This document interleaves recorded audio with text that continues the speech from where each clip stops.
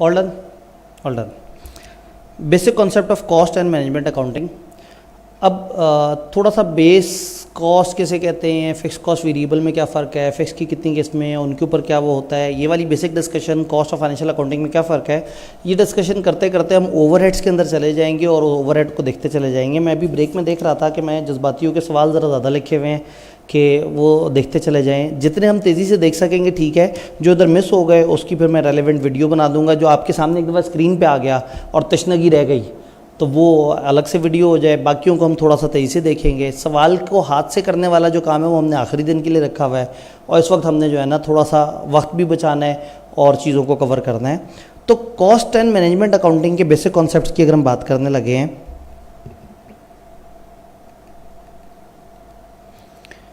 तो पहली अहम चीज़, कॉस्ट अकाउंटिंग और फाइनेंशियल अकाउंटिंग में फ़र्क क्या है। सीधी सी बात है कि फाइनेंशियल अकाउंटिंग दुनिया के लिए और कॉस्ट अकाउंटिंग अपने लिए है। फाइनेंशियल अकाउंटिंग वाले स्टैंडर्ड्स के मुताबिक एक ख़ास तरह के अकाउंट्स बनाते हैं ताकि बाहर की दुनिया उन्हें देख के समझ सके और उसके मुताबिक चले, जबकि कॉस्ट अकाउंटेंट अपने सेठ, अपने बॉस के कहने पे, उनकी खुशी के लिए उनके इदारे की इंटरनल कैलकुलेशंस को परफॉर्म कर रहे होते हैं जिससे उनको अपनी एग्जिस्टिंग कॉस्ट का पता लग सके और वो एक अच्छी मैनेजमेंट कर सकें और वो फ्यूचर में सोच सकें कि हमें ये डिसीजन लेना चाहिए या हमें ये डिसीजन लेना चाहिए। तो पर्पज़ इसका है फाइनेंशियल पोजीशन कम्युनिकेट करना और ये इसका पर्पज़ है डिसीजन मेकिंग।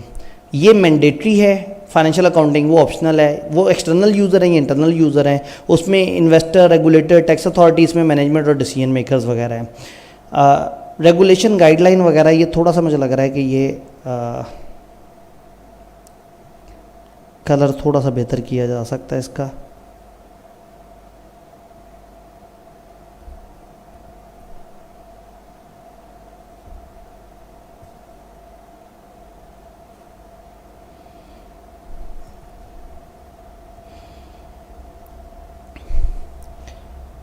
रेगुलेशन गाइडलाइंस वगैरह इसमें बाकायदा गैप्स, IFRS, IES ये सारा कुछ मौजूद है। और मैनेजमेंट अकाउंटिंग में कोई चक्कर नहीं, आप आज़ाद हैं। ये नहीं है कि IAS 16 ने ये 6 डिस्क्लोजर कहे हैं तो बस वही 6 देने हैं। तो कॉस्ट अकाउंटिंग में आपका फॉर्मेट फ़र्क हो सकता है और शायद एग्जामिनर के सोल्यूशन का एक अलग फॉर्मेट हो और शायद टीचर ने 5वें फॉर्मेट से कराया हो क्लास में। आपने जवाब तक पहुंचना है। कई तरीके हैं क्योंकि पीछे वेरिएबल्स हैं ना, उनको अलग अलग तरीके से तोड़ फोड़ के जैसे मर्जी प्रेजेंट करें। तो यहाँ पे ये मैटर नहीं करता कि आपने डिस्क्लोजर पूरे लिखे या नहीं लिखे, फॉर्मेट पूरा बनाया या नहीं बनाया। यहाँ इंपॉर्टेंट ये है कि आपने इस चीज़ों को मीनिंगफुल अरेंजमेंट में कवर किया या नहीं किया। आप स्ट्रेटेजाइज ज़रूर कर सकते हैं कि मैं पहले क्या लिखूँ बाद में क्या लिखूँ, लेकिन कोई हार्ड एंड फास्ट रूल नहीं है कि ICAP ने 1 लाइन में किया हुआ है, आपने 2 लाइन में किया हुआ है तो आप गलत हो गए। नहीं, आपने 2 लाइनों में इसलिए किया कि आपको यूँ कन्वीनियंट था, उन्होंने 1 लाइन में किया, उनके पास जगह कम थी, वो एक्सेल की शीट पे बना रहे थे फॉर एग्जांपल। तो अगेन इसमें कोई स्टैंडर्ड्स नहीं है। फ्रीक्वेंसी फाइनेंशियल अकाउंटिंग की पीरियोडिक इंटरवल पे होती है, क्वार्टरली, एनुअल। और मैनेजमेंट अकाउंटिंग तो शायद डे टू डे चल रही हो, आर टू आर चल रही हो, ये तो जो नीड हो उसके मुताबिक। इसमें एक्सटर्नल लोग आगे चेक करते हैं, ये इंटरनल मैनेजमेंट के लिए है तो उसको कोई चेक नहीं करता नॉर्मली, अनलेस कि आपके ऊपर कॉस्ट अकाउंट्स का ऑडिट वाजिब हुआ हो। फोकस है पास्ट पे जो हुआ है उस पर, और कॉस्ट में फोकस है कि आज के डाटा की बेस पे फ्यूचर के बारे में डिसीजन मेकिंग करें कि हम कहाँ जाएँ और कैसे जाएँ। इसका स्कोप है कंपनी के हवाले से पूरी कंपनी लेवल पे, और इसका स्कोप है बहुत थोड़ा सा इस प्रोडक्ट का, इस डिपार्टमेंट का। कॉस्ट अकाउंटेंट थोड़ा सा लीचड़ किस्म का अकाउंटेंट है और फाइनेंशियल अकाउंटेंट थोड़ा मोज़िज़ किस्म का अकाउंटेंट है। अकाउंट्स बनाता है तो दुनिया उसके अकाउंट्स को देखती है और इज्जत करती है, और कॉस्ट अकाउंटेंट बेचारा अपने सेठ की झाड़ें खा रहा होता है। वो सेठ को जी ये इतना करके ये वाले मजदूर ने 5 मिनट एक्स्ट्रा बैठा जिसकी वजह से इतना वेरिएंस आ गया, और वो जनाब बिल्कुल ही गरीब अकाउंटेंट जो पर यूनिट में कोई 2-3 पैसे कम करने के चक्कर में लगा रहता है। और फाइनेंशियल अकाउंटिंग वाला जो है वो कहता है इतना तो मटेरियल ही नहीं है, 50,000 कोई बात नहीं मटेरियल है। तो कॉस्ट अकाउंटेंट की मटेरियलिटी करीब की ज़ीरो होती है, इसको छोटी सी चीज़ पे भी ध्यान करना पड़ता है। तो ये इंटरनल होता है जो मैनेजमेंट को इम्प्रूव कर रहा होता है। अब जब हम बात करें कॉस्ट के बेसिक कॉन्सेप्ट्स की, तो FR1 पढ़े हुए बच्चों के सामने जो मैं बात कर रहा हूँ ये जो है वो समंदर को जो है वो थोड़ा सा एक गिलास पानी दिखाने के मुतरादिफ होगा, लेकिन बहरहाल जल्दी से देखते हैं। कुछ डायरेक्ट कॉस्ट होती है, कुछ इनडायरेक्ट कॉस्ट होती है।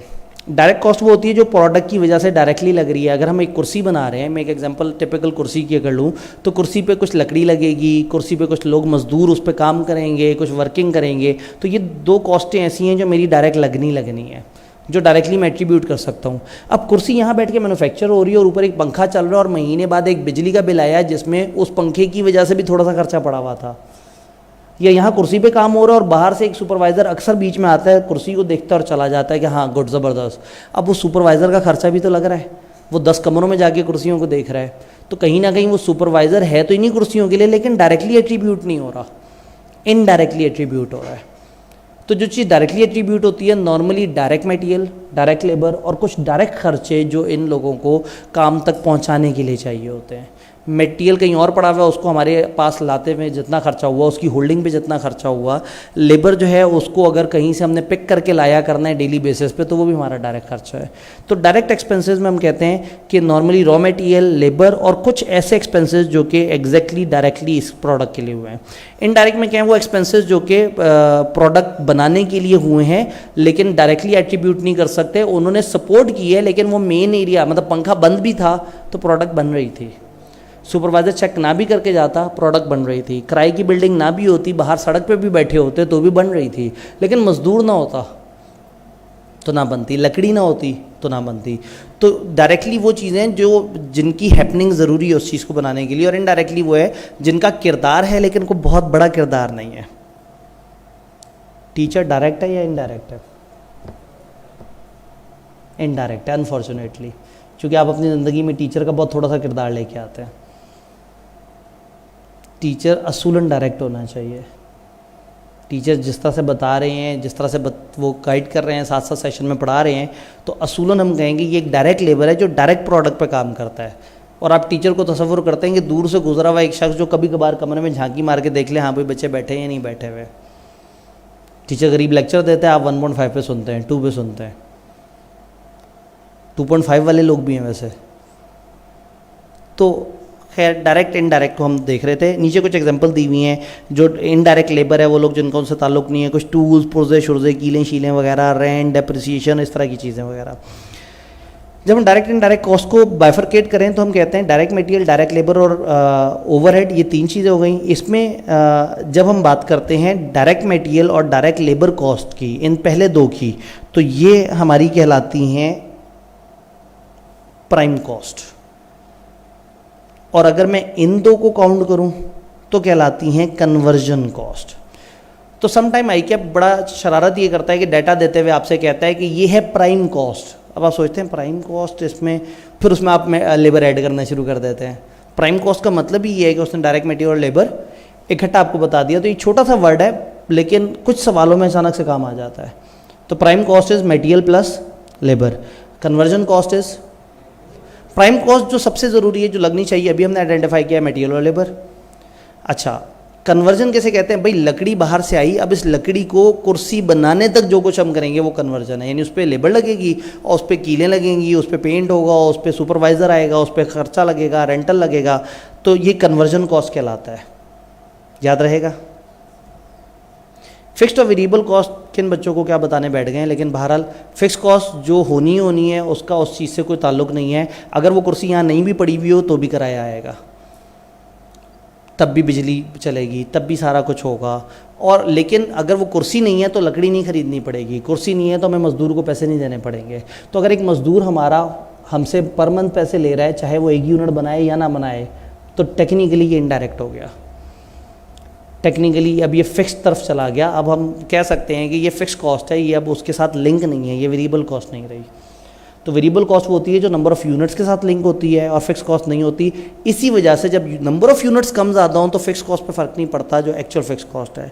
लेकिन अगर इन्फ्लेशन बढ़े और ख़र्चे बढ़ जाएँ तो फिर फिक्स कॉस्ट को फ़र्क पड़ता है, जैसे भी हमने पीछे सवाल में देखने की कोशिश की। क्लियर? एक तो सब्जेक्ट भी न्यूमेरिकल है। अब वो ब्रेक में टाइम मिला तो ज़रा जाके थोड़ा देखा तो ऑनलाइन जो है वो 150 तक तादाद एक दफ़ा पहुंची है, और फिज़िकल जो है ना वो हमारे पास ज़रा गुर्बत ज़दा से हालात ही हैं। और ये लोग भी सोच रहे हैं कि हमें पता होता कि ये ऑनलाइन भी रिले हो रहा है तो हम ना आते। ये हमने क्या किया, मैं आपको बताऊं, जब आपको पता होगा ये ऑनलाइन रिले हो रहा है तो बीच में आप स्किप कर देंगे कि जब एंड पे आएगा तब देखूंगा, और एंड पे देखेंगे तो आप कट कर करके देख रहे होंगे। अभी मजबूरन बैठे हैं, समझ रहे हैं, तो खुदा ना खास्ता कोई छोटी छोटी सी अच्छी बातें दिमाग में डल जाएँ शायद, तो बुरा नहीं होता इस तरह से। तो वेरिएबल कॉस्ट और फिक्स कॉस्ट में बताया। अब फिक्स कॉस्ट के अंदर जो है ना एक फिनोमेना आता है स्टेप फिक्स कॉस्ट का, यानी कि हम ये कहते हैं कि फिक्स कॉस्ट नॉर्मली तो फिक्स है, लेकिन एक ख़ास लेवल के बाद जो है ना वो स्टेप फिक्स कॉस्ट हो जाती है। इस कमरे में कुछ भी नहीं हो रहा तो इसकी कुछ लाइटें और वो सारी चीज़ें चल रही हैं। इस कमरे में 5, 10, 15, 20 बच्चे बैठ जाएं तो भी उतना ही चल रहा होगा, 50 बच्चे बैठ जाएं तो भी एक ही एसी चल रहा होगा, सारा कुछ है। लेकिन अगर 50 से ऊपर हो गए तो दूसरा एसी चलाना पड़ जाएगा। अब इसका मतलब है कि फ़िक्स कॉस्ट में कभी कभी उसका ताल्लुक नंबर ऑफ़ यूनिट से भी होता है।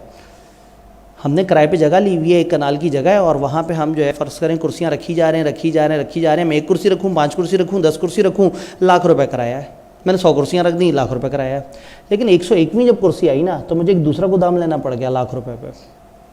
इसका मतलब है कि मेरी फ़िक्स कॉस्ट भी सम टाइम वॉल्यूम के साथ रिलेट करती है। इस फिनोमेना को हम कहते हैं स्टेप फिक्स कॉस्ट। हम कहते हैं एक खास आउटपुट तक फिक्स कॉस्ट, ये लेफ्ट पे कॉस्ट है और नीचे आउटपुट है, खास आउटपुट तक फिक्स कॉस्ट स्टेबल है। जैसे ही आउटपुट उस जगह पहुंचा एक सीढ़ी चढ़ेगी ऊपर, अब फिक्स कॉस्ट बढ़ जाएगी, अब बड़े अरसे तक वहीं पर रहेगी, अनलेस कि एक आध एक्टिविटी लेवल है जहाँ आपकी स्टेप फिक्स कॉस्ट मजीद, तो ये स्टेप फिक्स कॉस्ट कहलाती है, जो एक खास लेवल तक बराबर चलती है, खास नंबर ऑफ़ यूनिट्स के बाद ये इंक्रीज़ कर जाती है। तो कभी कभी आई कैप सवाल में हमें बता देता है कि इसमें स्टेप फिक्स कॉस्ट भी है, हम उसका एलिमेंट प्लस माइनस करके देख रहे होते हैं। फिक्स्ड और वेरिएबल के अंदर ये टेबल बड़ा मशहूर है कि हम कहते हैं fix variable cost per unit constant होती है, लेकिन चेंज हो रही होती है लेवल ऑफ प्रोडक्शन के हिसाब से। हम कहते हैं वेरिएबल कॉस्ट पर यूनिट है 10, अब 1000 यूनिट हो या 500 यूनिट हो, पर यूनिट कितना लगेगा 10, तो पर यूनिट कांस्टेंट है। लेकिन अगर 1000 यूनिट होंगे तो टोटल में बढ़ेगी तो सही। और फिक्स कॉस्ट टोटल में कांस्टेंट होती है, लाख रुपए है, चाहे मैं 10 यूनिट बनाऊं चाहे 20 बनाऊं, लेकिन 10 यूनिट बनाऊंगा तो 10,000 आएगी पर यूनिट, और 20 यूनिट बनाऊंगा 5,000 पे चली जाएगी। तो ये वेरी करती है। तो ये नॉर्मली हम इस पे ही बात करते हैं कि कांस्टेंट और वेरिएशन है, तो पर यूनिट वेरिएबल कॉस्ट हमेशा सेम होती है और फिक्स कॉस्ट टोटल में सेम होती है, लेकिन वेरिएबल कॉस्ट टोटल में वेरी करती है और fix cost per unit very करती है, जिसकी वजह से फिर बजटेड यूनिट, स्टैंडर्ड यूनिट और ये खिचड़ी पकना शुरू हो जाती है। सेमी वेरिएबल कॉस्ट, समटाइम एक ही कॉस्ट है और समझ नहीं आ रहा होता कि इसको क्या करें, इसे फिक्स कहें या वेरिएबल कहें, क्योंकि उसमें कुछ पोर्शन फिक्स होता है, कुछ वेरिएबल होता है। तो आई कैप आपको जो है वो कई दफ़ा क्या करेगा, आपसे कहेगा कि टोटल प्रोडक्शन के खर्चे इतने हैं, इतने यूनिट्स पे, फिर आपसे कहेगा लास्ट ईयर इतने यूनिट्स पे इतने खर्चे थे और उससे शायद लास्ट ईयर इतने यूनिट्स पे इतने खर्चे थे। अब वो आपको नंबर ऑफ़ यूनिट्स बता रहा है और उसकी टोटल कॉस्ट बता रहा है, लेकिन अब आपको समझ नहीं आ रहा है इसमें से फिक्स कितने और वेरिएबल कितना है। तो एक मशहूर ज़माना तरीका है हाइलो मेथड। कभी भी इस तरह की सिचुएशन नज़र आए, आपको 2-3 एक्टिविटी लेवल दिए हुए हों और उस पर अलग अलग ओवरहेड्स दिए हुए हों, तो आपने हाइलो मेथड लगा देना है। जैसे यहाँ सवाल में उन्होंने कहा जी 200 यूनिट पे 3100 खर्चा लगता है, 300 पे 4600 और 339 पे 5185 और 400 पे 6100। हम हाइलो मेथड लगाएंगे। हाइलो मेथड में क्या है, आप एवरेज ले लेते हैं अमाउंट्स की और एवरेज ले लेते हैं यूनिट्स की, और एवरेज को एवरेज से डिवाइड कर देते हैं। और ये एवरेज वेटेड एवरेज उस तरह से नहीं है, बड़े सिंपल सी होती है। आप हाईएस्ट एक्टिविटी में से लोएस्ट एक्टिविटी माइनस कर देते हैं। हाईएस्ट मोस्ट एक्टिविटी ये सबसे ज़्यादा खर्चा है और ये सबसे कम खर्चा है, तो 6100 में से 3100 माइनस कर दिया, तो इसका मतलब है 3000 इजाफी खर्चा लगा है मेरा। कहाँ से कहाँ आने में, 200 से। तो फार्मूला ये होता है कि highest cost minus lowest cost divide by highest activity minus lowest activity. तो आपके पास पर यूनिट वेरिएबल कॉस्ट आ जाता है। उसको किसी भी एक्टिविटी पे मल्टीप्लाई करें तो आपके पास फिर फिक्स का, जैसे मैंने यहाँ ये एक्टिविटी की 6100 में से 3100 माइनस किए 3000, इसमें से माइनस किया, इसको डिवाइड किया, जवाब आ गया 15। अब 15 को किसी भी मल्टीप्लाई कर दूँ, 300 से मल्टीप्लाई करता हूँ, 300 × 15 4500, तो इसमें 4500 वेरिएबल है और 100 फिक्स है। तो आपने वेरिएबल कॉस्ट पर यूनिट को एक्टिविटी से मल्टीप्लाई करना, तो वेरिएबल अलग हो जाएगी और जो फिक्स का पोर्शन है वो अलग हो जाएगा। एक सवाल, क्या ज़रूरी है कि हम हमेशा सबसे हाईएस्ट में से सबसे लोएस्ट माइनस करें? नहीं, आप थर्ड हाईएस्ट सेकंड हाईएस्ट में से भी माइनस कर दें, कोई मसला नहीं। एक बड़े में से एक छोटे को माइनस कर दें, अगर उसमें सेम ट्रेंड है तो हमेशा जवाब सेम आएगा। समटाइम क्या होता है, वो बड़े जालिम होते हैं, वो कहते हैं 200 यूनिट पे ये कॉस्ट है, 300 पे ये है, 339 पे ये और 400 पे एक स्टेप फिक्स कॉस्ट भी ऐड हो गई। अब आप कहते हैं भाई पहले ही मैं इन दो को अलग अलग कर रहा था, तुमने स्टेप कॉस्ट का भी काम कर दिया। तो या तो आपको स्टेप फिक्स कॉस्ट को पहले साइड पे करना पड़ता है, उसके बगैर अभी तक की फिक्स कॉस्ट निकालनी पड़ती है, और फिर बाद में आप कहते हैं ये इतनी स्टेप फिक्स कॉस्ट। दूसरा आसान तरीका ये कि अभी 400 वाली लाइन उड़ा दें, इधर स्टेप फिक्स कॉस्ट आई है ना, पीछे नहीं है, तो आप 400 को इग्नोर कर दें और इस 400 से ऊपर ऊपर पढ़ें। ऊपर क्या चल रहा है। ऊपर आप कोई से 2 लेवल लेके वहाँ से हाई लो मेथड निकाल के वहाँ तक की आप कॉस्ट निकाल सकते हैं। उसके बाद नीचे 400 वाले लेवल पे आपको सिर्फ उस फिक्स कॉस्ट में वो जो स्टेप फिक्स कॉस्ट का एलिमेंट है वो ऐड करना पड़ेगा। तो अगर सवाल में इस तरह के कुछ फिगर्स में स्टेप फिक्स कॉस्ट हो, कुछ में नहीं हो, यू आर अलाउड कि आप लाइकवाइज आइटम, अगर 5 चीज़ें दी हुई हैं, 2 में स्टेप फिक्स कॉस्ट और 3 में नहीं है, तो अगर आप इन 2 को आपस में कंपेयर कर लें तो भी निकल आएगा, इन 3 में से कंपैरिजन कर लें तो भी निकल आएगा। लेकिन आखिरी वाले 2 से पहले 3 को कंपेयर करने की कोशिश करेंगे तो मुश्किल में आ जाएंगे।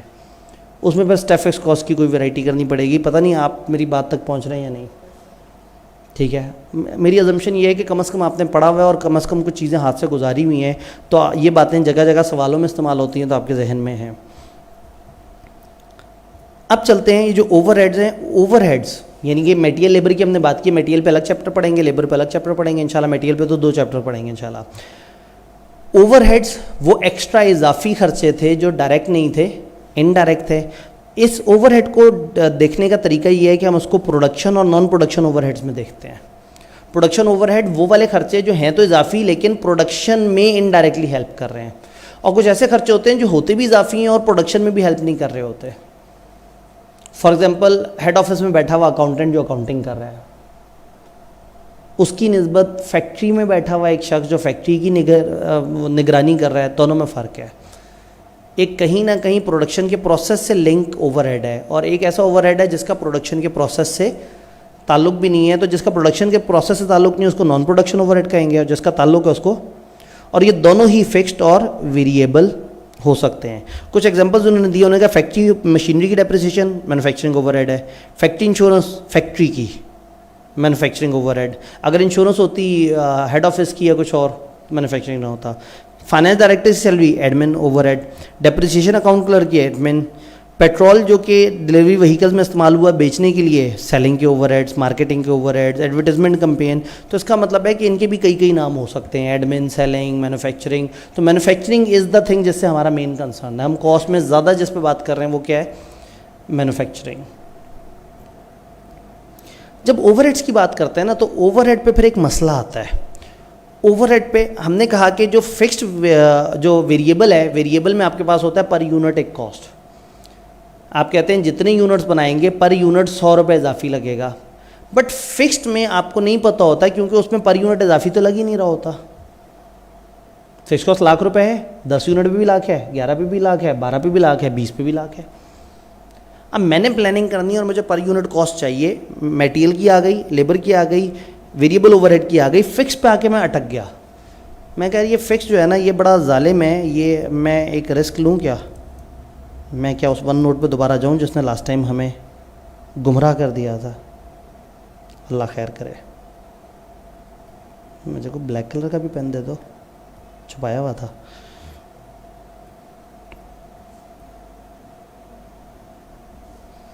हमारे पास मटेरियल पर यूनिट आ गया, लेबर पर यूनिट आ गई, ओवरहेड वेरिएबल वाले पर यूनिट आ गए, लेकिन फिक्स्ड ओवरहेड जो है ना वो पर यूनिट हमारे पास नहीं है, वो टोटल में है। अब लाख रुपया लगा है और कभी यूनिट 11 होते हैं, कभी 12 होते हैं, कभी 20 होते हैं, कुछ इस तरह से करके। अब मैंने अगले सेशंस के लिए प्लानिंग करनी है, मुझे पर यूनिट कॉस्ट चाहिए। मुझे पता है ये 3 रुपये है, ये 2 रुपये है, ये 1 रुपया है, तो किसी तरह से FOH के आगे भी एक अमाउंट चाहे 98 लिखी हुई हो, लेकिन मुझे पता लग जाए कि मेरी एक यूनिट पे अंदाजन कॉस्ट क्या आनी है, ये मुझे चाहिए। मैंने प्लानिंग करनी है, मैंने सोचना है 30,000 यूनिट पे क्या होगा, मैंने सोचना है इस तरह से क्या होगा, उस बंदे का ऑर्डर बना के देना है तो कितना लगेगा, उस बंदे का ऑर्डर बनाना है तो कितना लगेगा। तो मुझे बहरहाल पता तो होना चाहिए। मैं एग्जांपल देता हूँ। फॉर एग्जांपल हमारे पास PPE की क्लासेस होती हैं। PPE में एक टीचर आता है और वो ज़्यादा से ज़्यादा 30 बच्चों को पढ़ा सकता है, 30 बच्चों से ज़्यादा नहीं पढ़ा सकता। अब उसने 70 आवर्स पढ़ाना है। अब हमें ये पता है कि जब ये 70 आवर्स पढ़ाएगा तो हम इसको पर आवर एक पेमेंट करेंगे। एक पेमेंट यूँ भी हो सकती है, हम कहें सर पर बच्चा हम आपको 4,000 रुपये दे देंगे या पर बच्चा हम आपको 8,000 रुपये दे देंगे, वॉट एवर जितना भी फीस उसकी चल रही है उसके हिसाब से। तो अगर मैं कहूँ जी मैं पर बच्चा आपको 6,000 रुपये दे दूँगा, तो 6,000 रुपया तो मेरी लेबर पे कॉस्ट लग गई। लेकिन वो हर बच्चा जो कमरे में बैठा है AC चल रहा है, रेंट लग रहा है। अब मुझे प्लान करना है कि मैं पीपीई का एक बैच दूं या ना दूं। एक बैच है जिसमें बच्चे 25 भी हो सकते हैं, 22 भी हो सकते हैं, 29 भी हो सकते हैं, 11 भी हो सकते हैं। तो एक वेरिएबल कॉस्ट मुझे पता लग रहा है पर बच्चा मल्टीप्लाई बाय इतने हज़ार टीचर को देनी है। लेकिन अब मेरे पास एक पर यूनिट एक अंदाज़ा भी तो हो कि एक बच्चे पे बिजली कितनी खर्चती है। तो पता ये लगा कि फिर मैंने कहा अच्छा जी पूरे हमारा कितना जी, कैंपस में 8 कमरे हैं और कैंपस का टोटल बिल आया फ़र्ज़ करें 8 लाख रुपया। फ़र्ज़ करें ये 8 कमरे बराबर साइज़ के हों तो हर कमरे पे 1 लाख। अब अगर एक कमरा पूरे महीने चलता रहे 7-8 घंटे तो वो इतनी बिजली खाता है। उससे चलते चलते मैं अंदाज़न पर डे या पर आवर एक रेट निकाल सकता हूँ, उसको 70 से मल्टीप्लाई करके अंदाज़ा लगा सकता हूँ कि अगर पीपीई का एक बैच होगा और मुझे एक आवर में एक कमरे की कॉस्ट अगर 1000 रुपये है तो 70 आवर्स तक मुझे 70,000 रुपये इस पर यह कॉस्ट भी लगेगी। बच्चे 2 बैठे हों या 25 बैठे हों 70,000 रुपये लग जाएगा। तो इसका मतलब है कि अब मुझे उसको एलोकेट करके मुझे जानना होगा बीच में कि किस पे मैंने क्या कैलकुलेशन करनी है। अब जब बैच देना है तो हम सोचेंगे कि हमने बैच में इतने टीचर को पैसे देने हैं, इतने हमारे बिजली पे लग जाएंगे, इतने रेंट पे लग जाएंगे, उन सबकी एलोकेशन करनी है। तो अगर वरना मेरी कैलकुलेशन बड़ी सीधी सी होगी, मैं कहूँगा जी बच्चे से आ रहे हैं फ़र्ज़ करें 12,000 और टीचर मांग रहा है 9,000, प्रॉफिट है। आप लोग जैसे कैलकुलेशन करते हैं कि टीचर इतने बच्चे पढ़ा रहे हैं मल्टीप्लाई बाय ऐसे ऐसे ऐसे करके, ओए इतने करोड़ तो छाप लेता होगा, इसके दुबई में 6-7 प्लाजे होंगे। क्योंकि आप रेवेन्यू में से डायरेक्ट कॉस्ट माइनस करके आप जीपी पे पहुंच जाते हैं। ये जो नीचे जो खर्चे हैं इसको तो आप एलोकेट ही नहीं करते। जब आप एलोकेट नहीं करते तो उस वजह से कॉस्ट का पेपर रह जाता है।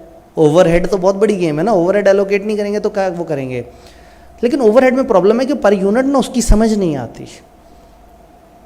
आपको उसको देखना पड़ता है कि हम इसको पर यूनिट पे किस तरह से इसका अंदाज़ा लगाएं। तो अब अगर 12,000 फीस है और टीचर 8,000 ले रहा है तो आपको 4,000 की बचत नज़र आ रही है। कम से कम इतनी बचत होनी चाहिए कि आपके वो फिक्स ओवरहेड पूरे कर दे और उसके बाद अगर हो तो शायद वो ब्रेक इवन क्रॉस होगा। तो आपको एक कैलकुलेशन करनी पड़ेगी ब्रेक इवन की, जो इंशाल्लाह ताला हमारा कल का टारगेट है। और दूसरा आपको ये पता होना चाहिए कि औसतन एक बच्चे पे कितना बिजली खर्च होती है, कितना इलेक्ट्रिसिटी खर्च होती है। फॉर एग्जांपल असल में हम जिस प्रोफेशन में उस प्रोफेशन की इसलिए एग्जांपल दे रहा हूँ कि आपको इर्द गिर्द अपने वो बिज़नेस नज़र आते हैं। आप कॉलेजों में बैठे होते हैं, आपको उनके खर्चे नज़र आ रहे होते हैं, आपको सीटों की गेम समझ आ रही होती है, तो आप उसको ज़रा बेहतर तरीके से रिलेट कर सकेंगे। तो फिर क्या होगा, ये हमें कुछ अमाउंट अंदाज़न यहाँ लगानी होगी। वो अंदाज़न वाली जो अमाउंट है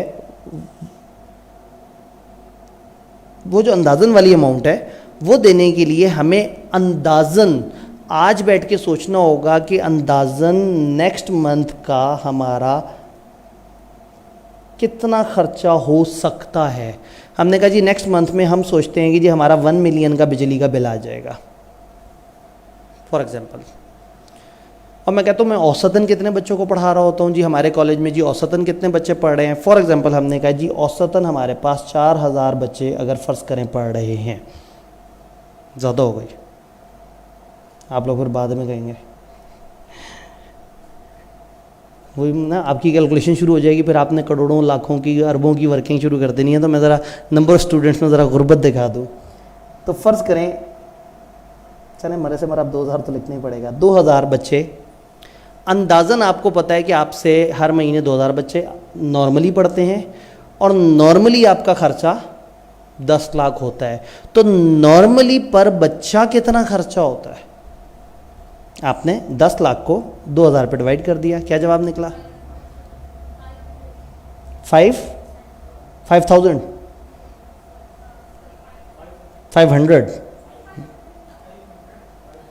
500 ना। मैं आप लोगों पर भरोसा करूं या ना करूं? मैं खुद कैलकुलेट करूं 3030 से ख़त्म हो जाएंगे। 1000 बटा 2 500। 5,000 पे तो कॉलेज वालों ने तो बाहर धक्के दे के निकाल देना था। बच्चा अगर 5,000 की बिजली खा रहा है हर महीने तो 30,000 की तो बिजली खा जाएगा वो बच्चा, कॉलेज तो मर जाएगा बेचारा। तो खैर 500 की बिजली खा गया बच्चा। यानी हमने क्या किया, हमने एक अंदाज़न खर्चा उठाया और उसको एक अंदाज़न किसी बेस से डिवाइड कर दिया। कोई भी चीज़ जिसके ऊपर हम उसको एलोकेट कर रहे हैं, नॉर्मली क्या होता है अंदाज़न कॉस्ट अंदाज़न यूनिट से डिवाइड होते हैं। तो आपने एस्टिमेटेड कॉस्ट बताई 10 लाख और एस्टिमेटेड जो यूनिट्स बताए वो, तो आपके पास आ गया 500 पर बच्चा। अब डिसीजन मेकिंग आसान हो जाएगी कि हाँ भाई इतना बैच है, कितने बच्चे होंगे, इतने मल्टीप्लाई बाय इतने, हाँ ठीक है अब समझ आ रही है। तो फिर क्या होता है, फिक्स ओवरहेड पर यूनिट होते नहीं, लेकिन आप फिर क्या करते हैं, आप एक्सपेक्टेड बजटेड खर्चे में से बजटेड यूनिट्स को डिवाइड करके एक बजटेड एक रेट निकाल लेते हैं। इसको आप कहते हैं OAR, ओवरहेड एब्सॉर्प्शन रेट। अल्लाह करे कि ये अब हमें उसी तरह से इनकार ना करे, नहीं किया, शुक्र है। Estimated factory overhead divided by estimated base to be used. अच्छा, मैं बड़ी तेज़ी से फैलते फैलते जा रहा हूँ और वक्त भी कम होता जा रहा है। मैं ज़रा एक दफ़ा अंदाज़ा लेने की कोशिश करूँ, को 15-1 मिनट की है हमारे पास गुंजाइश एंड पे, इंतज़ामिया से अगर मैं पूछूँ? पक्की बात है, देख लें।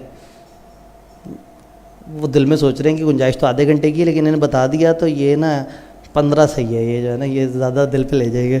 टाइम टेबल तो मैंने भी देखा हुआ आने से पहले ही, तो मैं ज़रा वो पूरा करा था फॉर्मेलिटी, ताकि जो है ना मैं कहूँ मैंने पब्लिकली पूछा था तो इंतज़ामिया ने मुझे इजाज़त दे दी थी, तो मुझे आके एंड पे अगर को मारने लगे कि भाईजान जगह छोड़ो अगले बंदे ने आना है। नहीं जी, एस्टिमेटेड फैक्ट्री ओवरहेड डिवाइड कर दिया एस्टिमेटेड बेस से। अब बेस क्या होगी, देखिए, क्या मैं नंबर ऑफ बच्चों पे डिवाइड करूं या मैं नंबर ऑफ आवर्स पे डिवाइड करूं? भाई एक कमरे में एसी चल रहा है, बच्चे 3 बैठे हों या 30 बैठे हुए हों, एसी तो चल रहा है, तो शायद एसी का ताल्लुक नंबर ऑफ आवर्स से है, शायद नंबर ऑफ बच्चों से नहीं है। हाँ, लेकिन इनको अगर हम किताबें फ्री दे रहे हैं तो इसका ताल्लुक नंबर ऑफ बच्चों से है। तो फिर मुझे एक अच्छी सी बेस चूज़ करनी पड़ेगी। हम एक एस्टिमेटेड ओवरहेड लेते हैं, उसको एक बेस से डिवाइड कर देते हैं। बेस कोई फिजिकल आउटपुट भी हो सकता है, मटेरियल की कॉस्ट भी हो सकती है, लेबर कॉस्ट भी हो सकती है, कोई भी बेस हो सकती है। तो मैंने एक छोटे से सवाल में इसको वो समझाने की कोशिश की है कि एक जगह पे मटेरियल का इतना खर्चा, लेबर का इतना खर्चा और ओवरहेड है 9.488 मिलियन के, ये सारों को ऐड करके, ये एक पेपर का सवाल है। और एक कंपनी की फिर आगे दिए हुए हैं कि आपके यूनिट्स जो हैं वो 12, 20,000, 45,000 हैं, डायरेक्ट लेबर इतने हैं, यानी कि वो 3 प्रोडक्ट्स हैं, उनके units, hours, machine hours, inspection hours सारे लिखे हुए हैं। आपने क्या करना है, एक अच्छी सी बेस उठा के आपने ओवरहेड्स को उसके ऊपर डिवाइड करना है। अभी हमने ओवरहेड को डिवाइड किया नंबर ऑफ बच्चों पे, अगर हम नंबर ऑफ आवर्स जो पूरे कैंपस में क्लासें हो रही हैं उस पर डिवाइड करते तो शायद जवाब डिफरेंट तरीके से निकलता। तो फिर हम कहते हैं कि अब पीपीई की क्लास के 70 आवर्स को मैं उस रेट से मल्टीप्लाई करूं, और अगर मैंने पर बच्चा रेट निकाला होता तो मैं क्या करता, पीपीई की क्लास में 22 बच्चों को मल्टीप्लाई कर दूं उस रेट से। ये बात समझ आ रही है? तो ओवरहेड्स में हम एक खर्चे का एस्टिमेट लगाते हैं पर यूनिट। उस पर यूनिट में यहाँ जैसे एग्जांपल दी हुई है, फिजिकल आउटपुट बेस अगर मेरा वो है, हम ये कहते हैं कि 12,000 अल्फा की यूनिट हैं, 20,000 बीटा के, 45,000 गैमा के, 77,000 टोटल यूनिट्स हैं। तो मैंने 9.488 मिलियन को 77,000 से मल्टीप्लाई किया तो मेरे पास आ गया पर यूनिट वाली basis. Direct labour cost basis भी हो सकती थी कि लेबर पे खर्चा हमारा लगा 1.68 मिलियन का, तो मैं कहूँ जी जितना लेबर पे खर्चा लग रहा है उसका 564% ओवरहेड पे खर्चा लग रहा है। समटाइम पेपर में आपसे कहते हैं कि जी ओवरहेड की कॉस्ट मटेरियल लेबर की कॉस्ट का 200% है, यूँ भी बताया जा सकता है। अच्छा, डायरेक्ट लेबर आवर्स बेसिस भी हो सकता है कि ओवरहेड को आप डिवाइड कर दें टोटल लेबर आवर्स, ऊपर हमने लेबर आवर्स निकाले हुए 5,20,000 डिवाइड किया तो पर लेबर आवर ये आ गया। अगर पर मशीन आवर बात करूं तो ये आ गया। तो पर मशीन आवर, पर लेबर आवर रुपए में और पर यूनिट आपके पास अलग अलग ओवरहेड रेट आ गए, लेकिन जिस बेस पे रेट निकला है उसी से ही फिर मल्टीप्लाई होगा। अगर आर का रेट है तो वो आवर्स से मल्टीप्लाई होगा, यूनिट्स का रेट है तो ये बेसिकली एक ओवरहेड एब्जॉर्प्शन रेट निकालने का तरीका। यही वाली चीज़ की एग्जांपल यहाँ पे मैथमेटिकली वो हुई हुई है। अब आपका रेट निकल आया, रेट कितना निकला है 123.22। ये क्या निकला है, पर यूनिट निकला है। अल्फा की यूनिट्स कितने हैं 12,000, तो अल्फा पे खर्चा ओवरहेड में कितना हुआ है 12,000 मल्टीप्लाई बाय 123। बीटा पे कितना हुआ है 20,000 मल्टीप्लाई बाय ये। गैमा पे कितना हुआ है। इसी तरह से अगर लेबर वाली बेस होती, भाई लेबर की बेस है ये 118.246, तो अल्फा का खर्चा निकालना होगा तो अल्फा में जो लेबर के आवर्स हैं बीटा के लेबर आवर्स, गैमा के लेबर आवर्स, ये जो टोटल आवर्स आपके बन रहे हैं, तो 2,40,000 अल्फा के आवर्स मल्टीप्लाई हो गए इस रेट से, 1,00,000 मल्टीप्लाई हो गया इस रेट से, 1,80,000 मल्टीप्लाई हो गया इस रेट से। तो सामने उसकी कैलकुलेशन दी हुई है, 123 से मल्टीप्लाई हुआ तो ये जवाब आ गया, 18 पॉइंट से मल्टीप्लाई हुआ तो ये वो। हर केस में ग्रैंड टोटल ओवरहेड्स का इतना ही आएगा, लेकिन उनकी जो एलोकेशन है वो एक दूसरे से फ़र्क होगी, क्योंकि उनकी बेस का फ़र्क है। आप समझ रहे, घबराए तो नहीं बैठे? क्या एक छोटा सा सवाल देख सकते हैं? डाटा अवेलेबल है, डायरेक्ट मटेरियल दिया हुआ है 1,20,000, डायरेक्ट लेबर दिया हुआ है 4 रुपये पर आवर के हिसाब से 75,000। तो क्या आवर्स हम निकाल सकते हैं?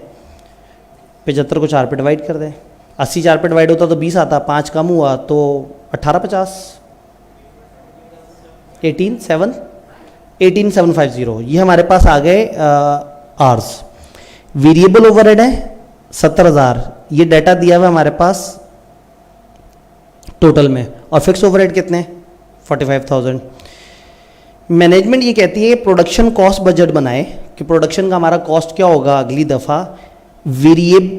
इंक्रीज हो जाएगी प्रोडक्शन 10% से, लेबर रिड्यूस हो जाएगी 25% से, उनकी प्रोडक्शन एफिशिएंसी 4% से कम हो जाएगी, और परचेज प्राइस और कंजम्पशन में कोई फ़र्क नहीं है। Variable overhead are allocated to production on the basis of direct labour hours. अब हमने नया खर्चा निकालना है। डायरेक्ट मटेरियल का नया खर्चा कैसे निकलेगा? प्रोडक्शन 10% बढ़ रही है, 1.1 से मल्टीप्लाई हो जाएगा। लेबर आर कम हो रहा है 25% से,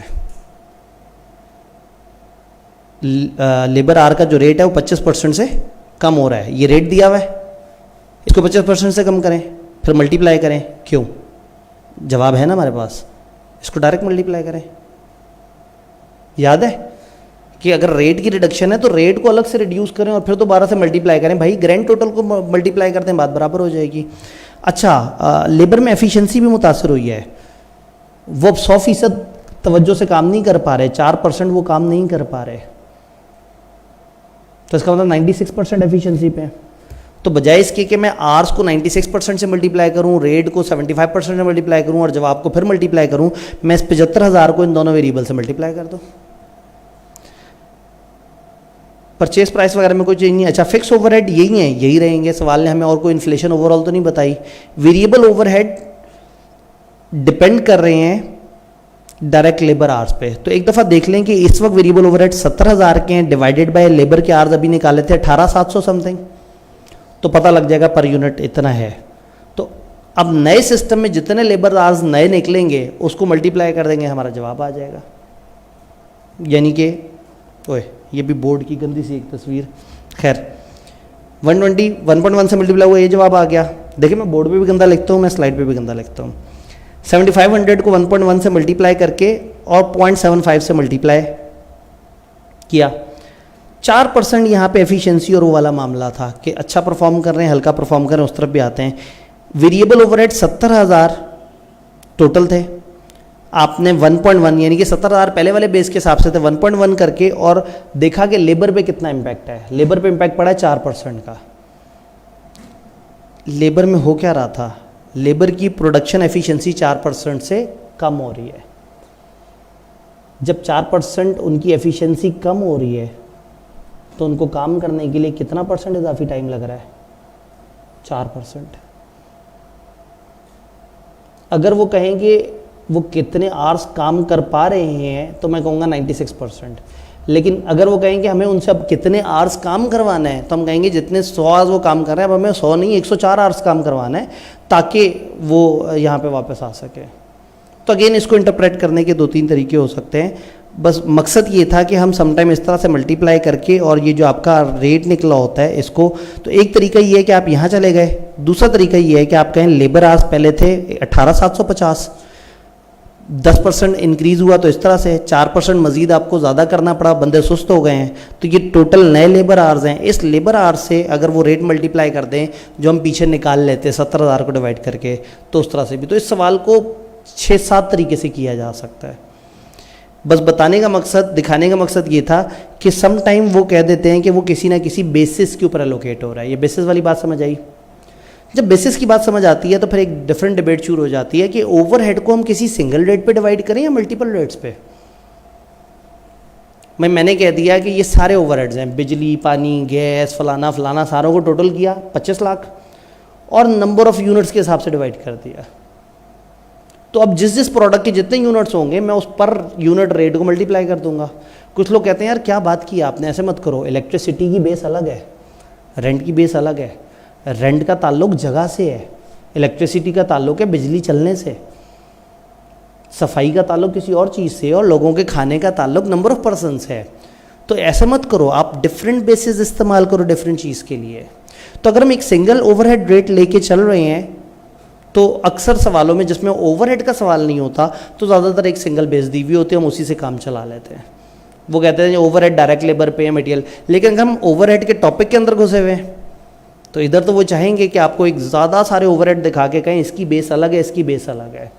तो ऐसे में अगर डिफरेंट बेसिस हो, हम कहें रेंट की बेस है स्पेस, मशीन की मेंटेनेंस आर्स पे डिपेंड करती है, डेप्रिसिएशन वैल्यू ऑफ एसेट्स पे डिपेंड करती है, तो हर खर्चे के पीछे एक अलग ड्राइवर है उसका। तो अगर मैं खर्चे को उसके रेलेवेंट ड्राइवर के हिसाब से डिवाइड करना शुरू कर दूं तो इसको हम प्यार से ABC कॉस्टिंग कहते हैं। आगे अपने बीच में ना अजीब से काम किया, एकदम से एक चैप्टर बना दिया एक्टिविटी बेस्ड कॉस्टिंग। बच्चे परेशान, कहते हैं सर ने हमें ओवरहेड्स कराए हैं, एक्टिविटी बेस्ड कॉस्टिंग नहीं कराई। वो अभी स्केड्यूल सामने आया तो लिखा हुआ था ओवरहेड, तो एक साहब ने पूछा कि सर एक्टिविटी बेस्ड कॉस्टिंग, तो मैंने कहा ओवरहेड लिखा हुआ है इसके अंदर पढ़ेंगे। ये बेसिकली ओवरहेड के अंदर की चीज़ है, ये अलग से कोई नया चैप्टर नहीं है। क्लासीफाई उन्होंने इस तरह से कर दिया क्योंकि उन्होंने उसको अलग से नहीं दिखाया हुआ था। तो ये अप्रोच जिसमें आप खर्चों की बेसिस समझते हैं, हर खर्चे के पीछे कौन कौन से रूट कॉजेज हैं, और फिर उन रूट कॉजेज के हिसाब से उनको डिवाइड कर देते हैं, तो ये बन जाता है एक्टिविटी बेस्ड कॉस्टिंग। यानी ओवरहेड का फुल फ्लेज एक बड़ा सवाल में आप ज़्यादातर जो हरकत कर रहे होते हैं आपको पता भी नहीं होता और आप एक्टिविटी बेस्ड कॉस्टिंग कर रहे होते हैं। आप चीज़ों को एक्टिविटीज़ में डिवाइड कर देते हैं कि अच्छा जी ordering cost number of orders पे डिपेंड कर रही है, फलाना कॉस्ट फलाना पे डिपेंड कर रही है। तो इसी तरह से AC भी तो नंबर ऑफ उस पर डिपेंड कर रही है जो यूनिट्स कंज्यूम हुए। इसी तरह से बच्चों को दिया गया स्टडी मटेरियल भी डिपेंड कर रहा है कि नंबर ऑफ बच्चे कितने हैं। तो हम क्या करते हैं, फिर हम अलग अलग बेस बनाते हैं। एक एग्जांपल दी हुई है कि कंपनी उसका रेंट इतना है, डेप्रिसिएशन इतनी है, फलाना इतना है, फलाना इतना, और बाकी इनडायरेक्ट मटेरियल, इनडायरेक्ट लेबर वगैरह वो तो डायरेक्टली उन्होंने बता दिया। ये 4 खर्चे उन्होंने बताया, 60,000, 80,000, 20,000। फैक्ट्री 60,000, डेप्रिसिएशन 80,000, ये 20,000 और ये 18,000। और आगे कुछ चीज़ें बता दी हमें। उन्होंने कहा भाई डायरेक्ट लेबर आज डिपार्टमेंट A, B, C में इतने लगे, नंबर ऑफ एम्प्लॉइज इतने हैं, फ्लोर एरिया इतना है, फलाना इतना है। अब करना ये है कि मैंने ये सारे खर्चे तीनों डिपार्टमेंट्स में डिवाइड करने हैं। और कैसे डिवाइड करूँगा? किसी बेस पे। बेस क्या है? अगर तो मैं एक बेस पकड़ के सब पे डिवाइड कर दूँ तो सिंगल ओवरहेड रेट है, लेकिन ABC में क्या है, आप मल्टीपल चीज़ होंगी, मल्टीपल बेस लेके आ रहे हैं। तो हमने क्या किया, हमने कहा डायरेक्ट मटेरियल लेबर की तो कोई बेसिस नहीं है, वो तो सवाल ने खुद हमें बता दिया था कि इतना इतना है, हमने उसको उस हिसाब से डिवाइड कर दिया। रेंट हमने कहा फ्लोर एरिया की बेस पे डिपेंड करेगा, और रेंट टोटल था 60,000, फ्लोर एरिया सवाल ने हमें दिया हुआ था 1200 स्क्वायर फीट टोटल है, जिसमें से 300 इसका, 400 इसका और 500 इसका। अब ऐसे में क्या होगा, अगर मैंने डिपार्टमेंट A को खर्चा चार्ज करना है, मैं कह रहा हूँ ये खर्चा है जो 1200 यूनिट पे लगा है, तो डिपार्टमेंट A का कितना लगा, मैं कहूँगा डिपार्टमेंट A का लगा 300 बटा 1200 मल्टीप्लाई बाय जो भी 60,000 आप खर्चा बता रहे हैं। तो फिर क्या होगा, अच्छा जी डिपार्टमेंट B को कितना लगा, मैं कहूँगा हाँ जी डिपार्टमेंट B को 400 एलोकेट होना चाहिए आउट ऑफ दोज 1200, तो 60,000 की ये परसेंटेज उसको एलोकेट हो जाए। तो same goes with department C। ये जो हरकत हम कर रहे हैं इसे कहते हैं एलोकेशन। आप एक्सपेंस को किसी बेस की उस पर एलोकेट कर देते हैं, समझ रहे हैं? तो इसी तरह से कॉस्ट ऑफ इक्विपमेंट पे भी एलोकेशन हो सकती है। तो यहाँ पे हमने कैलकुलेशन नहीं दिखाई, लेकिन ये 15,000 पे हम आए किस तरह से हैं उनको उस तरह से डिवाइड करके, हमने 300 को डिवाइड किया 1200 पे और मल्टीप्लाई कर दिया 60,000 से। तो जब 300 को 1200 से डिवाइड किया और 60,000 से मल्टीप्लाई किया तो हमारे पास जवाब आ गया 15,000। एक दूसरा तरीका भी है, परसेंटेजेस निकाल लें। आप ये कह दें, लेकिन उसमें 2 दफ़ा कैलकुलेशन करनी पड़ेगी कि 300 25% होता है 1200 का, 400 33% होता है और 500 जो है वो उतना % होता है रिमेनिंग डिवाइड करके। लेकिन उसमें खाम खा फंसे रहेंगे तो बेहतर ये है कि एक दफ़ा, अच्छा जब ये कैलकुलेशन आपने बार बार करनी है तो एक काम करें, पहली दफ़ा 60,000 को डिवाइड कर दें 1200 से, एक जवाब आ जाएगा। उस जवाब को 300 से मल्टीप्लाई करें, उस जवाब को 400 से मल्टीप्लाई करें, उस जवाब को 500 से मल्टीप्लाई करें। समझ रहे? तो कोई चीज़ वो करते हैं, आंसर इज इक्वल टू, सामने फिगर लिखी हुई आ गई इतनी, 60,000 डिवाइड बाय 1200 इतनी एक अमाउंट आ गई, उसके साथ कर दिया मल्टीप्लाई बाय 300। अगली दफ़ा एडिट में जाके 300 को गायब किया, 400 कर दिया, एडिट में जाके 400 को गायब किया, ज़्यादा किया। बजाय इसके कि आप एक बड़ी कैलकुलेशन लिखें और जिसमें बीच में चेंजेस करें, आप एंड पे वो वेरिएबल ले आएँ जिसको आपने बार बार बदलना है। बजाय इसके कि मैं 300 बटा 1200 इंटू 60 करूँ और अगली दफ़ा एडिट में इस 300 तक पहुँचूँ, मैं क्यों ना ये 1200 भाई को उधर छोड़ दूं, क्योंकि ये भाई मुसलसल हैं, तो उनको डिवाइड करके अब एलोकेशन इतनी दफ़ा करनी होती है कि बार बार आवाज़ारी हो जाती है। तो फिर आपने क्या करना है, इस तरह से टोटल खर्चे को टोटल वाली पे डिवाइड करके एक अमाउंट आ जाएगी, उसको number of unit, number of hour से मल्टीप्लाई करते जाना है, तो वो उस तरह से बनता चला जाता है। जल्दी जल्दी देखते हैं, नंबर ऑफ़ एम्प्लॉयज़ इस तरह से डिवाइड हुए, तो ये आपको पता लग गया डिपार्टमेंट ए का खर्चा कितना है, बी का खर्चा कितना है, सी का खर्चा कितना है। डन। फिर हो सकता है वो आपको बताते हैं कि ये खर्चा 2 प्रोडक्ट्स में डिवाइड करना है, प्रोडक्ट एक्स और प्रोडक्ट वाई, और कह देते हैं कि प्रोडक्ट एक्स तो सिर्फ डिपार्टमेंट ए और बी में बनती है, प्रोडक्ट वाई डिपार्टमेंट सी में बनती है। तो डिपार्टमेंट सी दे देते प्रोडक्ट वाई को और ये 2 डिपार्टमेंट्स की कॉस्ट दे देते। और अगर वो कहते हैं कि इन तीनों डिपार्टमेंट में 30% of the time product x बनता है और 70% of the time product y बनता है, तो आप इन सारी कॉस्टों को 30% उठा के प्रोडक्ट एक्स में फेंक रहे होते हैं और 70%। तो ओवरहेड का एक भरपूर सवाल आपसे बार बार मैथमेटिकल न्यूमेरिकल कैलकुलेशन करवा रहा होता है, जिसमें आपने तेज़ी से चीज़ों को रिपीट करना होता है। ये एक सवाल है, बड़े चाह से मैंने यहाँ सामने लिखा था, लेकिन उतना मार्जिन नहीं है, अल्फ़ा बीटा गैमा और उसके ऊपर, तो ये नोट कर लें, ये फिर इसकी बाद में फिर वीडियो होगी, मैंने इसको लिख भी लिया अपने पास। अगेन ओवरहेड एब्जॉर्प्शन वगैरह ये आपको समझ आ गया है कि एब्जॉर्प्शन हम कर रहे हैं। एक कॉन्सेप्ट होता है मार्जिनल कॉस्टिंग, कल हम डिटेल से बात कर रहे होंगे, लेकिन उसमें हम ये रेट वगैरह के चक्कर में पड़ते ही नहीं, हम वेरिएबल तक सारी चीज़ें कैलकुलेट करके एंड पे एक दफ़ा असल वाली फिक्स कॉस्ट माइनस कर देते हैं। लेकिन वो आज के बजाय कल हम डिबेट करेंगे तो ज़रा ज़्यादा बेहतर तरीके से उस पर डिस्कशन होगी। सिंपल, अब आखिरी कॉन्सेप्ट बिल्कुल जाते जाते तकरीबन कुछ चंद इख्तितामी मिनट, ओवरहेड की एलोकेशन सर्विस डिपार्टमेंट। अब सारा कुछ चल रहा है, ओवरहेड्स हैं, सब कुछ है, अचानक से हमें पता लगा कि एक सर्विस डिपार्टमेंट है जो हमें हेल्प करता है। कैसे हेल्प करता है? हम लोग लोगों से काम करवाते हैं, कैंटीन वाले खाना बनाते हैं और वो खाना हमारे लोगों को भी देते हैं। अब कैंटीन का जो टोटल खर्चा है उसमें से हमारे जो लोगों को इन्होंने खिलाया वो भी तो खर्चा लगा, तो कैंटीन का शायद 20% खर्चा इन लोगों को खाना देने पर खर्च होता है।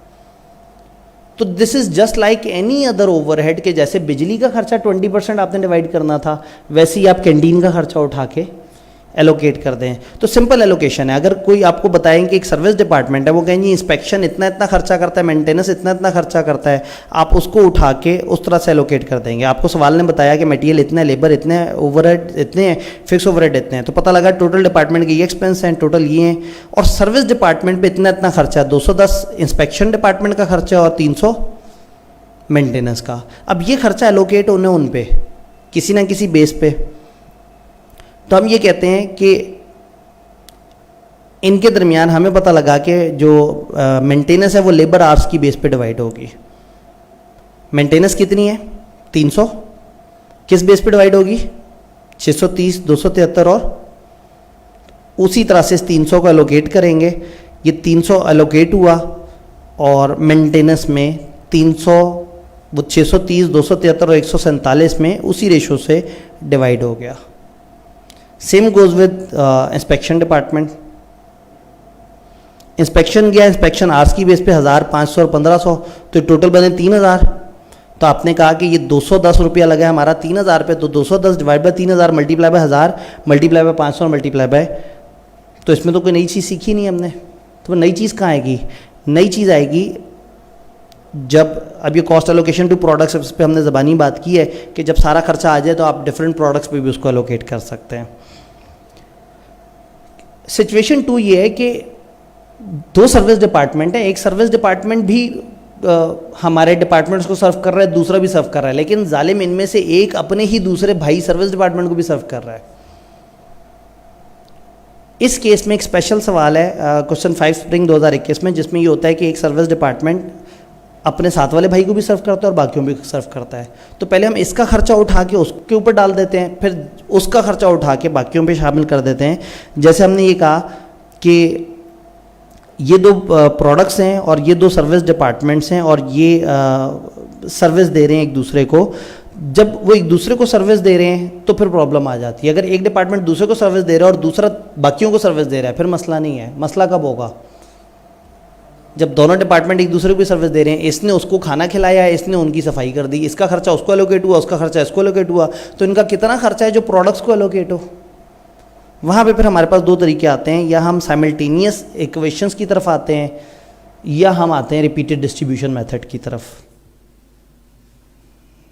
आपकी किस्मत में था शायद, लेकिन नेट चल रहा है, ऐसे ही है, ठीक है। और मैं अंधेरे में नज़र आ रहा हूँ, मेरे चेहरे पर रोशनी पड़ रही है। नहीं जी, एक कंपनी है, प्रोडक्शन डिपार्टमेंट 1 7 लाख, 2 3 लाख, 3 4 लाख। दो डिपार्टमेंट है, कैंटीन 78,000 का खर्चा और बॉयलर का खर्चा 1 लाख का। रूल ये है कि ये डिपार्टमेंट्स एक दूसरे को भी, कैंटीन का खर्चा 40% प्रोडक्शन 1 को जाएगा, 2 को जाएगा, इसको जाएगा और 10% बॉयलर को जाएगा, और बॉयलर का खर्चा इतना इतना हो कि 20% कैंटीन को जाएगा। तो ये इनका खर्चा उस पर एलोकेट करेंगे तो उनका खर्चा इस पर एलोकेट होगा, फिर इनका खर्चा दोबारा उस पर एलोकेट करेंगे तो उनका खर्चा फिर इस पर एलोकेट होगा। तो एक रिपीटेड डिस्ट्रीब्यूशन होती है। हम कहते हैं जी बॉयलर का खर्चा है लाख को डिवाइड कर देते हैं उस रेशो पे, 30,000 30,000 20,000 और 20,000। बॉयलर का खर्चा कितना है? लाख। और बॉयलर ने कैंटीन को कितना देना है? 20। तो हमारी कैलकुलेशन में बॉयलर ने कैंटीन को 20 दे दिया और बॉयलर ख़त्म हो गया। अब कैंटीन का खर्चा कितना हो गया? 78 प्लस जो बॉयलर का खर्चा इस पर आया 98। इसने सब में डिवाइड होना है, सब में ऐसे डिवाइड होगा कि उन 3 में भी डिवाइड होगा, ये वाले गरीब भाई पे भी होगा। वो फिर परेशान हो गया कि यार अभी तो मैं अपने आप को साफ करके हटा था, तुमने फिर मुझे कुछ खर्चा दे दिया। उसने फिर वही खर्चा उसी रेशो में डिवाइड कर दिया। तो वो वाले भाई साहब ने कहा कि मेरे पास क्या कर रहा है खर्चा, उसने डिवाइड। यानी हम क्या करें, हम एक दफ़ा डिवाइड करें, फिर जो इजाफी खर्चा है फिर डिवाइड करें, फिर डिवाइड करें, करते करते करते डिवाइड होते होते वो छोटा होके 0 के 1 के करीब पहुंच जाएगा। तो हमें पता लग जाएगा कि तीनों डिपार्टमेंट पे कितना खर्चा हुआ। और दूसरा तरीका ये है कि हम इसकी साइमल्टेनियस इक्वेशन बना लें। हम कहें कैंटीन एक्स है, x is equal to 78,000। X का खर्चा कितना है? 78,000 प्लस इसको कोई और खर्चा देगा, कोई और कौन देगा ऐसे खर्चा? कैंटीन का अपना खर्चा 78,000 है और किसी और का खर्चा इसको गरीब को मिल भी रहा है, इस पे एलोकेट भी हो रहा है। किसका? बॉयलर का कितना % खर्चा इसके ऊपर आ रहा है? बॉयलर का कितना % कैंटीन को जा रहा है? तो मैं कह सकता हूं कि canteen is equal to 78,000 plus 20% of boiler. अच्छा, तो बॉयलर के बारे में क्या बोलूं? Boiler is equal to 100,000 plus कितना? कैंटीन का 10%। तो हमने ये दो इक्वेशन हम बना ली कि हमने कहा वो 78,000 प्लस 0.2 ऑफ वाई है और ये 100,000 प्लस 0.1 ऑफ एक्स है। ये दो इक्वेशन आ गई। इन दो इक्वेशनों को रीअरेंज करके सॉल्व करेंगे तो आपको पता लग जाएगा कि उन दोनों में असल में कितना खर्चा होना चाहिए, और फिर उसको एलोकेट कर देते हैं। लेकिन जाहिर है अब मार्जिन काफ़ी ज़्यादा बढ़ रहा है, आगे भी बाकी चीज़ें भी हैं। यहाँ पे ब्रेक लगाते हैं। मैं इसके एक दो अच्छे अच्छे से सवाल जो कि एलोकेशन वाले हैं उसकी फिर वीडियो ख़ास तौर पे उस फोल्डर में अवेलेबल कर दूंगा ताकि हमारा गैप वो कवर हो। पहला दिन स्टार्ट भी लेट हुआ है, माइंड बनने में, अलाइन होने में टाइम लगा है, और मैथ पे जो हमने काम करना था वो कर लिया है। तो कल से हम कोशिश करेंगे कि थोड़ा सा टाइम को और बरकत वाला रखें। मुझे भी कुछ चीज़ें समझ आई हैं आज प्रेजेंटेशन के हिसाब से। मैं रात में स्लाइड्स बनाते हुए उसको उतना ज़रा फास्ट उस लेवल पर बनाऊँ कि अगले दिन हम बड़ा क्विकली सारी चीज़ों को समझ के कर सकें। कुछ ना कुछ रेलिवेंट एनिमेशंस जगह जगह डाल दी जाए। डन। तो ये कुछ इख्तितामी अल्फाज की तरफ आएंगे आज के।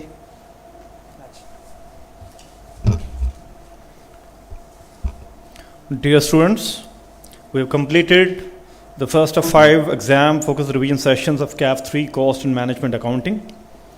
The material being used today would be shared using a link under the video of the session on Facebook page, which is icap.ca students. Sir Atif Abadi has delivered his lecture with full devotion and dedication. Please give him a big round of applause.